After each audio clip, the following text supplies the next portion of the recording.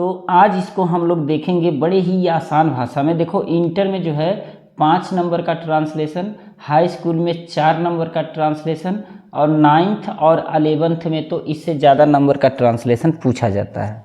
तो ट्रांसलेशन जो हम लिए हैं ये यही है, इसको मैंने कॉपी पर लिख लिया है और इसका नाम हम रखेंगे ट्रांसलेशन उल्टा पुल्टा। आपको बड़े ही साधारण तरीके, बड़े सिंपल भाषा में आपको बताया जाएगा कि ट्रांसलेशन कैसे किया जाता है। आपको बताया जाएगा कि ट्रांसलेशन कैसे किया जाता है। इस चीज़ को मैंने यहाँ कॉपी पर नोट कर लिया है, ये देखिए। और ये जो है ट्रांसलेशन हमने लिखा है translation into English from Hindi, यानी कि इंग्लिश में करेंगे, किससे, हिंदी से करेंगे। और इस ट्रांसलेशन का नाम हमने रखा है उल्टा पुल्टा। ठीक है। अब देखो, मेजर उस्मान हमारे देश के प्रसिद्ध योद्धा हुए। अब इसका मतलब क्या है कि मेजर उस्मान हमारे देश के प्रसिद्ध योद्धा हुए या प्रसिद्ध योद्धा थे। और अगर ऐसा भी आ जाता है कि मेजर उस्मान हमारे देश के प्रसिद्ध योद्धा हुए हैं, तो उसका भी ट्रांसलेशन हम लोग करेंगे। पहले ये देख लो उल्टा पुल्टा नाम हमने क्यों दिया है। दरअसल इस पूरे सेंटेंस में सबसे पहले आपको सब्जेक्ट ढूंढना है। तो जब सब्जेक्ट ढूंढते हैं तो हम यहाँ लगाते हैं कि कौन प्रसिद्ध योद्धा हुए, कौन प्रसिद्ध योद्धा हुए, कौन प्रसिद्ध योद्धा हुए। तो इसका मतलब कौन का मतलब आ रहा है मेजर उस्मान। तो हम लिखेंगे मेजर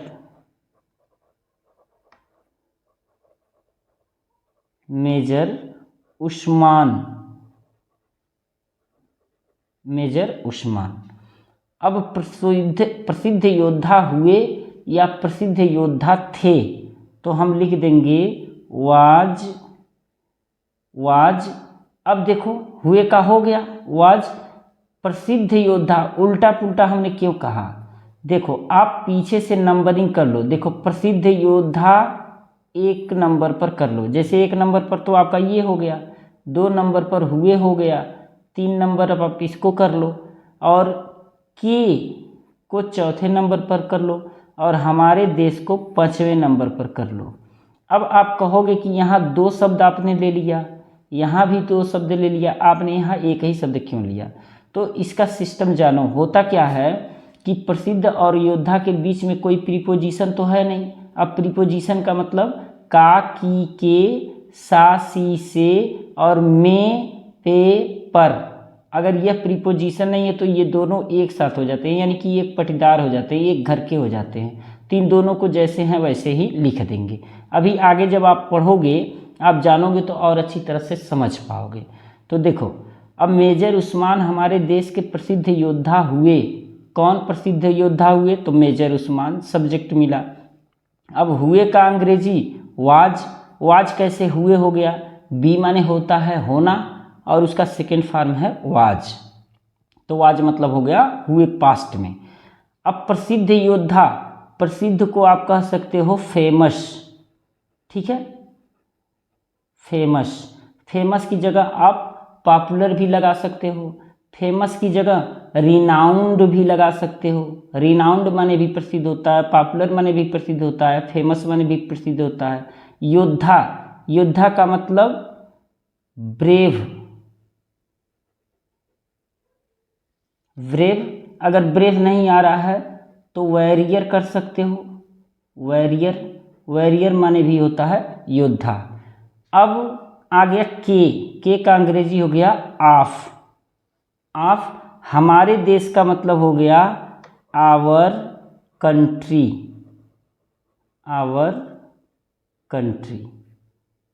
ठीक है, ये लाइन समझ में आया।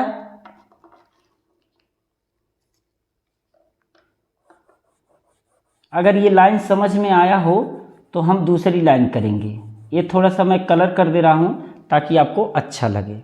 अब देखो, जब पाकिस्तान ने हमारे देश पर हम आक्रमण किया, यानी कि हम कहेंगे जब पाकिस्तान ने हमारे देश पर आक्रमण किया, तो हम कहेंगे कौन आक्रमण किया, तो आपको पता चला पाकिस्तान।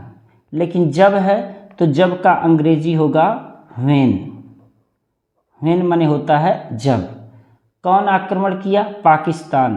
तो हम लिखेंगे व्हेन पाकिस्तान, पाकिस्तान, ठीक है, पाकिस्तान हो गया। अब ये पहले नंबर पर तो हो गया सब्जेक्ट। दूसरे नंबर पर आ जाओ आप, यहाँ पर जो वर्ब है आक्रमण करना। आक्रमण करना का अंग्रेजी होता है अटैक। अब आक्रमण किया, या ई ए ता था ती थी ते थे, यानी कि ये पास्ट इंडिफिनिट है। और जब पास्ट इंडिफिनिट होता है तो हम कोई भी हेल्पिंग वर्ब नहीं लगाते हैं, डायरेक्ट मेन वर्ब का सेकेंड फॉर्म लगाते हैं। तो आक्रमण किया का मतलब हो गया अटैक, अटैक। अब देखो सेकेंड फॉर्म लिखना है तो आप ईडी जोड़ दो, अटैक्ड, ठीक है। अब पर का अंग्रेजी होता है आन, ठीक है। और फिर देखो हमारे देश हो जाएगा नेक्स्ट, ये हो गया, और उसके बाद हमारे देश हो गया।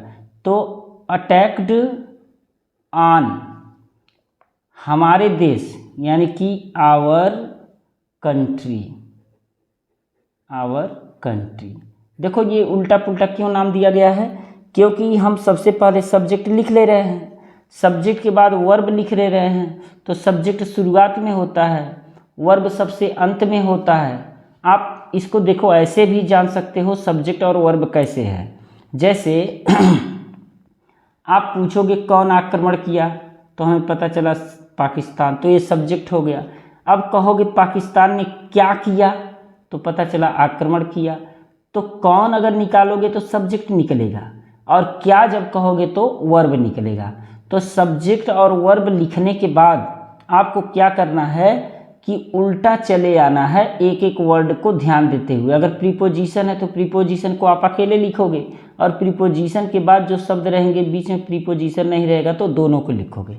अब इसके पहले एक चीज़ और आप जान लो कि जो सेंटेंस का सीक्वेंस होता है, जो वर्ड क्लस्टर का सीक्वेंस होता है, उसमें अफर्मेटिव सेंटेंस में सबसे पहले हम सब्जेक्ट लिखते हैं, सब्जेक्ट के बाद हेल्पिंग वर्ब लिखते हैं, हेल्पिंग वर्ब के बाद मेन वर्ब लिखते हैं, मेन वर्ब के बाद ऑब्जेक्ट लिखते हैं, और ऑब्जेक्ट के बाद जो अदर आते हैं, यानी कि अदर्स जो चीज़ें आती हैं उसको हम लिखते हैं, ठीक है।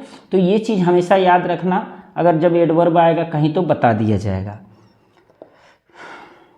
तो ये हो गया when Pakistan attacked on our country, ठीक है। नेक्स्ट देखो, तो उन्हें देश की रक्षा करने के लिए भेजा गया, ठीक है।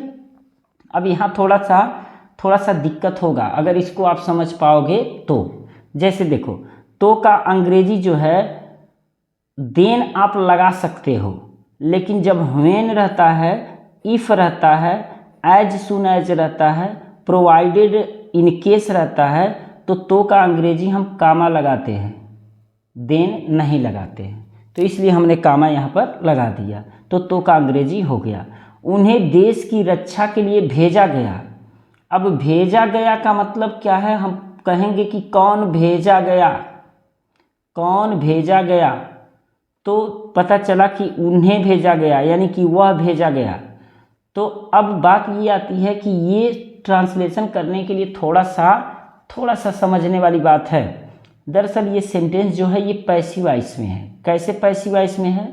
जब भेजना के साथ जाना आ जाए, खाना के साथ जाना आ जाए, पीना के साथ जाना आ जाए, किसी भी मेन वर्ब के साथ जाना का कोई फॉर्म आ जाए। जाना ये समझ रहे हो, जैसे जाना का मतलब जाता था, जाती थी, जाते थे, गया, गई, गए, जा चुका, जा चुकी, जा चुके, या जाएगा, जाएगी, जाएंगे। अगर किसी मेन वर्ब के साथ ये वाला आ जाता है तो ये पैसिव वॉइस माना जाएगा, और पैसिव वॉइस माना किया जाएगा, पैसिव वॉइस होगा ही होगा।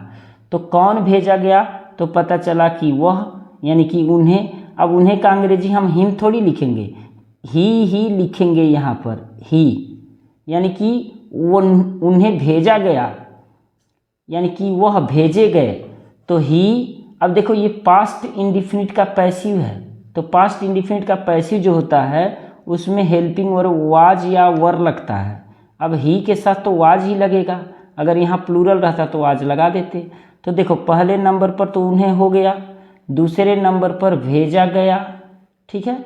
अब के लिए प्रीपोजिशन है तो तीसरे नंबर पर, और रक्षा चौथे नंबर पर, अब की पाँचवें नंबर पर, और देश छठवें नंबर पर। आप उल्टा चलते चले आओगे तो ये ट्रांसलेशन बन के तैयार हो जाएगा, इसीलिए इसका नाम उल्टा पुल्टा दिया गया है, ठीक है। तो ही वाज सेंट, देखो पैसिव वॉइस में क्या होता है, अगर पैसिव वॉइस पास्ट इंडिफिनिट का है तो वाज वर्ब के साथ वर्ब का थर्ड फॉर्म, यानी कि सेंड माने भेजना, तो हम लिख देंगे सेंट।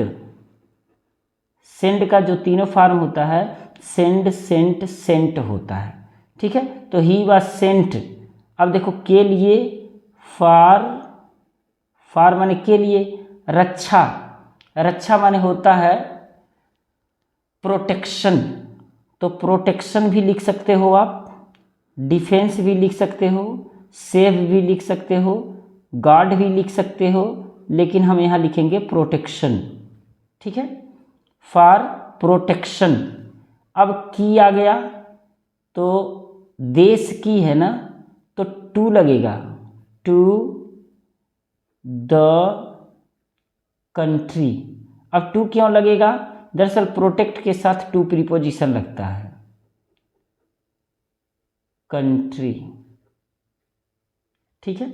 अब देखो ये ट्रांसलेशन हो गया, he was sent for protection to the country, या यहाँ आप ये प्रोटेक्शन ही रहेगा, ये ऐसे भी लिख सकते हो कि he was sent to protect, यहाँ पर आप चाहो तो टू प्रोटेक्ट लिख सकते हो, टू प्रोटेक्ट, टू प्रोटेक्ट, ठीक है ना, समझ में आ रहा है। चलो नेक्स्ट सेंटेंस हम लोग बनाते हैं।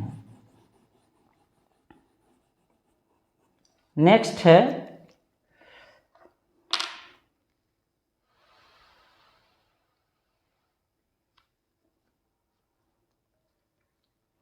राजौरी के युद्ध में मारे गए।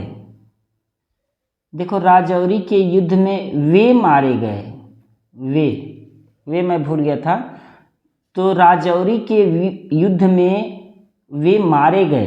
अब हम कहेंगे कौन मारे गए, तो पता चला वे मारे गए, तो सब्जेक्ट तो आपको मिल गया एक नंबर पर, आप सब्जेक्ट इसको एक नंबर पर लिख दो। तो यहाँ देखो वे का अंग्रेजी ही होगा।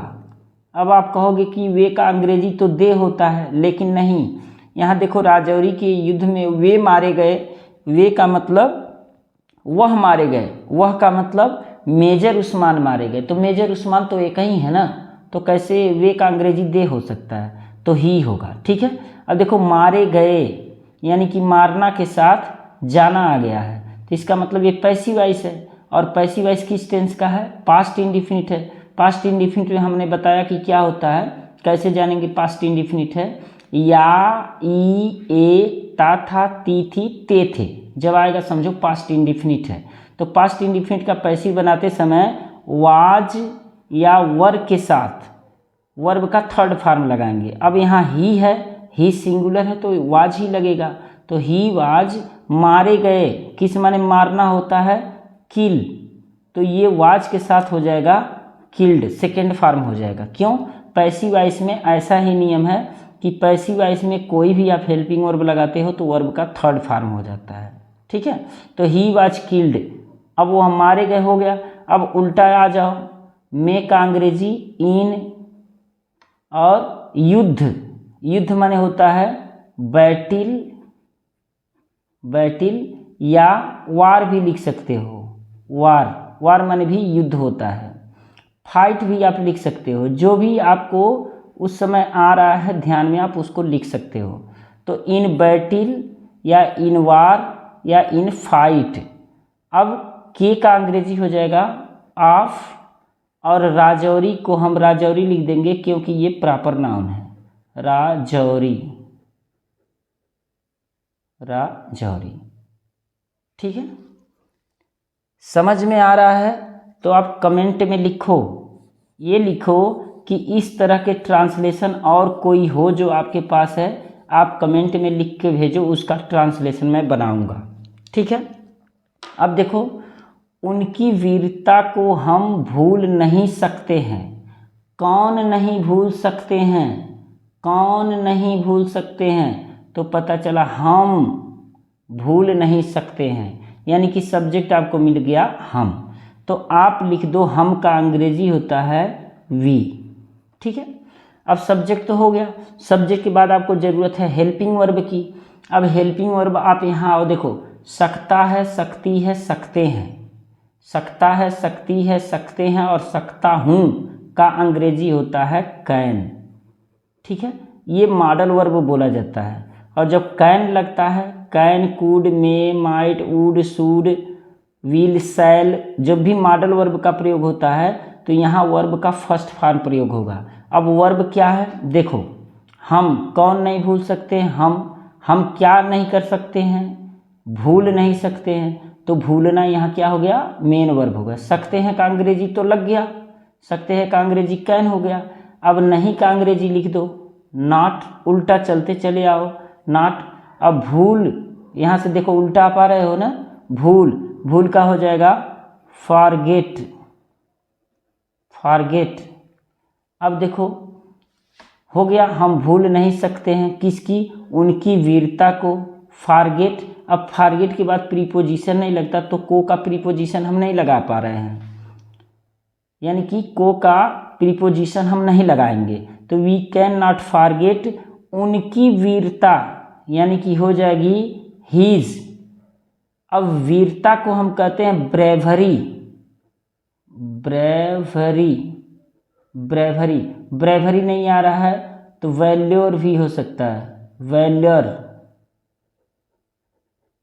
वैलर, VALOUR, वैलर माने भी होता है वीरता। ठीक है, तो we can not forget his bravery या we can not forget his valour. तो वैलर माने भी वीरता होता है और ब्रेवरी मीन्स भी वीरता होता है।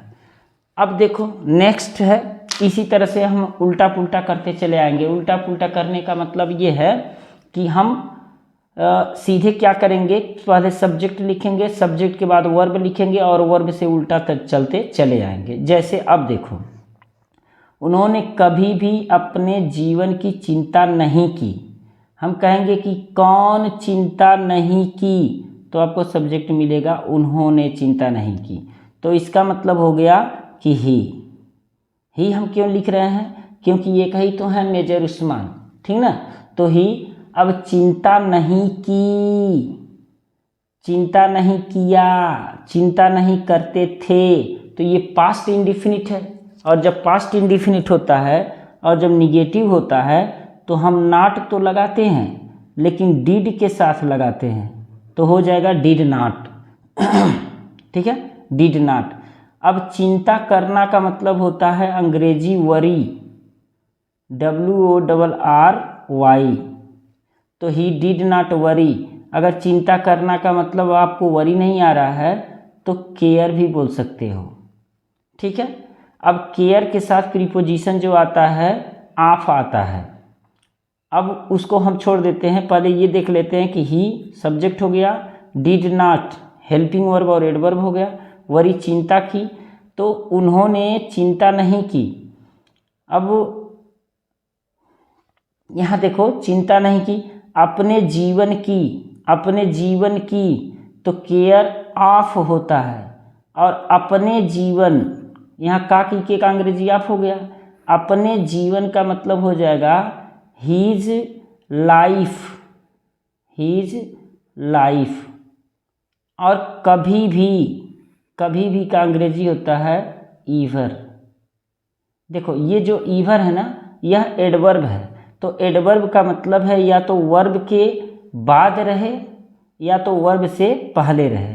तो ही डिड नॉट ईवर, यहाँ भी आप लिख सकते हो he did not ever, he did not ever worry या he did not ever care of his life. वैसे एडवर्ब बाद में भी लिखा जाता है तो यहाँ भी आप लिख सकते हो, लेकिन ईवर का जो प्रयोग होता है वह सबसे बेहतर वर्ब के पहले माना जाता है। तो ये चीज़ समझ में आई ना। सबसे पहले आपने सब्जेक्ट लिखा, सब्जेक्ट के बाद हेल्पिंग वर्ब लिखा और फिर मेन वर्ब यानी कि चिंता नहीं की, और उसके बाद आप उल्टा चलते चले गए, आपका ट्रांसलेशन बन गया। इसके बाद नेक्स्ट हम लोग देखेंगे, नेक्स्ट जो सेंटेंस है इसको पूरा आज हम लोग ख़त्म करेंगे और ख़त्म करने के साथ साथ इसको सही से हम लोग समझेंगे भी। देखो नेक्स्ट है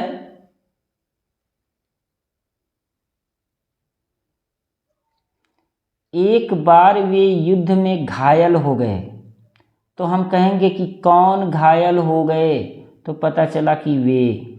ठीक है, तो सब्जेक्ट तो हमको वे मिल गया, एक नंबर पर लिख लेंगे। और दूसरे नंबर पर क्या, वे क्या हो गए, तो पता चला घायल हो गए, दूसरे नंबर पर लिख लेंगे। और बाकी में आ जाएगा तीसरे नंबर पर, युद्ध आ जाएगा चौथे नंबर पर।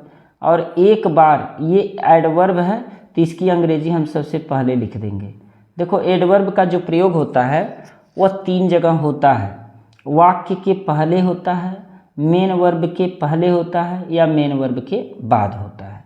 तो वंस माने एक बार। अब कौन घायल हो गए, वे का मतलब हो जाएगा ही। ध्यान रखना वे का अंग्रेजी दे मत लिख देना। अब घायल होना का होता है अंग्रेजी वुंड, WOUND। तो ये देखो पास्ट इंडिफिनिट है, या ई ए, ता था ती थी ते थे। तो घायल हो गए यानी कि वुंडेड, WOUNDED। उंड माने होता है घायल होना, और वुंडेड मतलब घायल हो गए। ठीक है, तो ये पास्ट इंडिफिनिट का सेंटेंस है। ही वुंडेड, वो घायल हो गए, में यानी कि इन, और युद्ध का मतलब हो जाएगा द बैटिल, इसको बैटल भी बोलते हैं लोग, बैटिल फील्ड माने होता है युद्ध भूमि या युद्ध। अगर बैटिल फील्ड आपको नहीं आ रहा है तो आप वार भी लिख दो, वार माने भी होता है युद्ध। फाइट भी लिख सकते हो, फाइट माने भी होता है लड़ाई या युद्ध। Next, once he wounded in the battle field. Next है कुछ सिपाही उनके लिए बहुत दूर से थोड़ा सा पानी लाए। कुछ सिपाही, कौन पानी लाए, तो पता चला कुछ सिपाही। तो सब्जेक्ट हमको मिल गया, तो हम लिखेंगे सम। सिपाही मतलब होता है सोल्जर, SOLDIER। अब देखो कुछ है ना, मतलब एक नहीं है, एक से अधिक हैं, तो हम यस लगा देंगे सोल्जर्स। तो सम सोल्जर्स। अब सम सोल्जर्स तो एक नंबर पर हो गया। अब कुछ सिपाहियों ने क्या किया, तो पता चला कि लाया। अब क्या लाया ये बाद में हम लोग लिखेंगे, लाए। तो लाए, या ई ए, ता था ती थी ते थे, और या ई ए, आ ई ए, ये पास्ट इंडिफिनिट होता है। और जब पास्ट इंडिफिनिट होता है तो अफर्मेटिव सेंटेंस में इस वर्ब का सेकेंड फॉर्म लिखते हैं। लाना मतलब होता है ब्रिंग, तो लाए का मतलब हो जाएगा ब्राट, BROUGHT।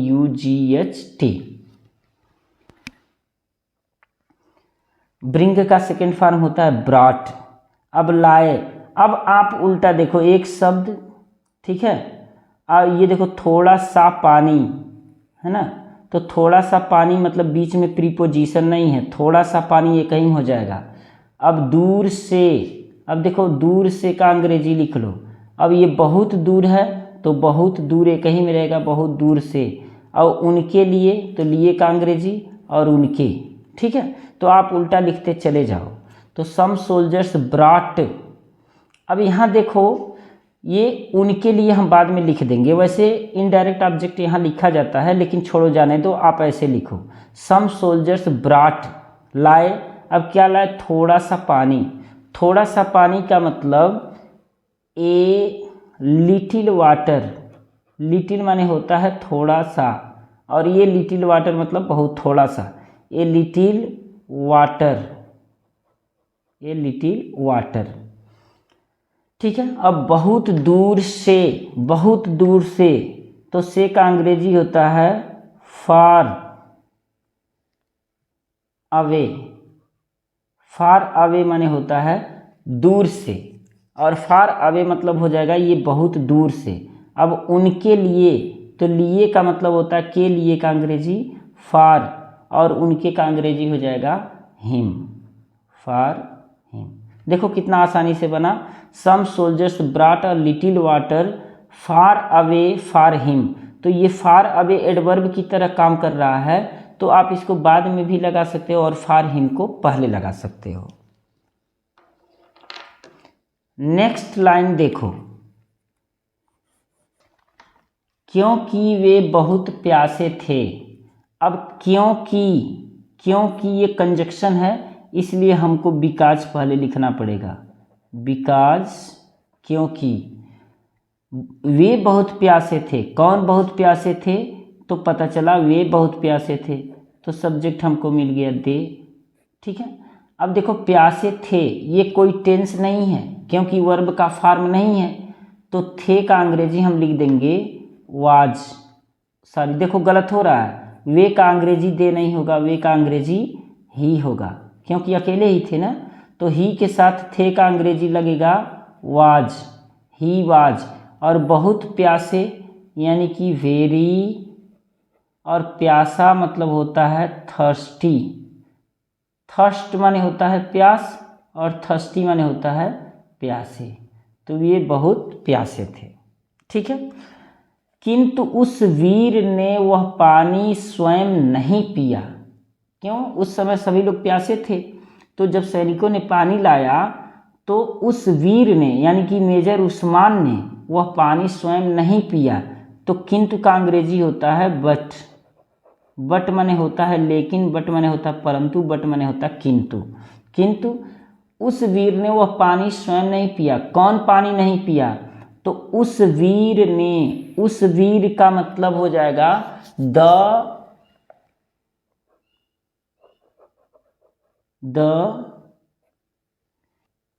के साथ आप ब्रेव कर सकते हो। ब्रेव माने होता है वीर या होता है बहादुर। यहाँ ब्रेव भी लिख सकते हो, वॉरियर भी लिख सकते हो, और नाइट भी लिख सकते हो, KNIGST। नाइट मीन्स भी होता है सरदार या वीर। तो द ब्रेव। अब देखो सब्जेक्ट तो आपने लिख दिया, अब लास्ट में आओ कि सरदार ने क्या किया। तो नहीं पिया, पीना। तो पीना के पहले नहीं है, नहीं के लिए आपको नाट लगाना पड़ेगा, लेकिन नाट कभी भी अकेले नहीं आता है। ये सोचो कि कौन सा टेंस है, तो पता चला कि ये पास्ट इंडिफिनिट है। या, ई, ए, ता था, ती थी, ते थे। अगर आएगा तो इसमें हम नाट तो लगाएंगे, लेकिन डीड लगाएंगे, डिड नॉट। अब पीना का अंग्रेजी होता है ड्रिंक, तो डिड नॉट, ये ड्रिंक का सेकेंड फॉर्म नहीं रहेगा, क्योंकि जब डिड लग जाता है तो डिड के साथ जब नॉट रहता है तो डिड नॉट के साथ ड्रिंक यानी कि वर्ब का फर्स्ट फॉर्म ही लिखते हैं। But the brave did not drink. अब वह पानी स्वयं नहीं पिया, तो the brave did not drink himself. Himself माने हो जाएगा स्वयं, हिमसेल्फ।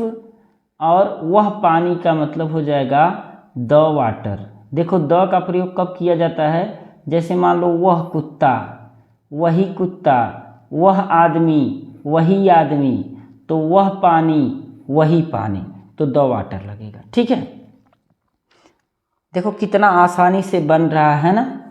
तो इसी तरह से ट्रांसलेशन आप बनाना सीखो और इसको पूरा का पूरा देखो। नेक्स्ट देखो, नेक्स्ट सेंटेंस क्या है? उन्होंने वह पानी एक दूसरे प्यासे सिपाही को दे दिया। तो हम कहेंगे कौन दे दिया? तो पता चला उन्होंने दे दिया, तो उन्होंने का अंग्रेजी हो जाएगा ही। देखो जब किसी सेंटेंस की शुरुआत करते हैं तो ये कैपिटल लेटर रहेगा। ठीक है। अब उन्होंने क्या किया? दे दिया, दे दिया, फिर या, ई, ए आया, तो पास्ट इंडिफिनिट है, यानी कि गिव का क्या हो जाएगा? गेव हो जाएगा। ही गेव, दे दिया। अब उल्टा आप चले आओ, को का अंग्रेजी लिख लो, एक दूसरे प्यासे सिपाही को लिख लो नेक्स्ट नंबर पर। एक दूसरे प्यासे सिपाही को एक ही में क्यों लिखेंगे? देखो बीच में कोई प्रीपोजिशन नहीं है ना। तो एक दूसरे प्यासे सिपाही को, ही गेव टू, एक मतलब वन, दूसरे सिपाही को, he gave to one another. Another मतलब होता है दूसरा, एनदर, और सिपाही मतलब होता है सोल्जर, सोल्जर। वह पानी का मतलब द वाटर, द वाटर। तो ही गेव, वह दे दिया, उन्होंने दे दिया, टू किसको, वन एनदर सोल्जर, टू एक दूसरे सिपाही को दे दिया, क्या, द वाटर यानी कि वह पानी। नेक्स्ट सेंटेंस देखो, कुछ देर बाद उनकी मृत्यु हो गई, कुछ देर बाद उनकी मृत्यु हो गई। अब यहाँ कहोगे कि कौन हो गई, तो पता चला मृत्यु हो गई। ऐसे सेंटेंस को देखो, उनकी मृत्यु हो गई का मतलब कोई पैदा तो होगा नहीं, मृत्यु तो पैदा नहीं होगी, यानी कि वह मर गए। तो हम कहेंगे कौन मर गए, यानी कि ही। अब देखो, वह मर गए या वह पैदा हो गए, तो ये पास्ट इंडिफिनिट में तो है, तो वह पैदा हो गए यानी कि ही वाज बॉर्न, और वह मर गए का मतलब पास्ट इंडिफिनिट या ई ए, तो ही डाइड, ही डाइड। अब देखो कुछ देर बाद, आप इसको पहले भी लिख सकते हो और बाद में भी लिख सकते हो क्योंकि ये एडवर्ब है, तो हो जाएगा आफ्टर सम टाइम। सम माने हो गया कुछ, ठीक है ना, और टाइम माने हो गया देर या समय, ठीक है। तो कुछ समय के बाद मरे या कुछ देर के बाद मरे, टाइम ही होगा। नेक्स्ट है, ऐसे वीर और दयालु व्यक्ति को हम कभी नहीं भूल सकेंगे। कौन नहीं भूल सकेंगे, तो पता चलेगा कि हम नहीं भूल सकेंगे, तो हो जाएगा वी। अब देखो भूल सकेंगे, गा गी गे, ऐसे में जब पहले के सेंटेंस सारे पास्ट में होते हैं तो हम इसको भी पास्ट में करेंगे, यानी कि वुड, वी वुड नॉट। अब देखो कभी नहीं है ना, तो कभी नहीं का अंग्रेजी होता है never, we would never, we would never. अब देखो ये देखो नेवर और नॉट जो होता है ना, वो हेल्पिंग वर्ब के तुरंत बाद लगता है, तो इसको आपको भूलना नहीं है। तो सब्जेक्ट हो गया, वर्ब हो गया, फिर एडवर्ब हो गया, फिर भूलना का अंग्रेजी फॉरगेट, फॉरगेट। अब किसको, दयालु व्यक्ति को, ऐसे वीर और दयालु व्यक्ति को, फॉरगेट टू, ऐसे वीर और दयालु व्यक्ति, सब एक ही में है, तो ऐसे का मतलब हो जाएगा सच, सच वीर यानी कि ब्रेव एंड, ब्रेव एंड दयालु व्यक्ति यानी कि काइंड पर्सन लिख सकते हो या काइंड मैन लिख सकते हो, ठीक है। तो उम्मीद कर रहा हूँ कि आपको ट्रांसलेशन बड़ी अच्छी तरह से समझ में आएगा। देखो अगर अब भी आप देख रहे हो तो आप जीनियस हो, बाकी तो लोग थोड़ा सा देख के चले गए होंगे। तो अगर आप पढ़ने वाले हो और चैनल पर नए हो तो सब्सक्राइब कर लो, वीडियो को लाइक करो और अपने मित्रों के बीच शेयर करो। मिलते हैं नेक्स्ट वीडियो में, देखने के लिए थैंक यू।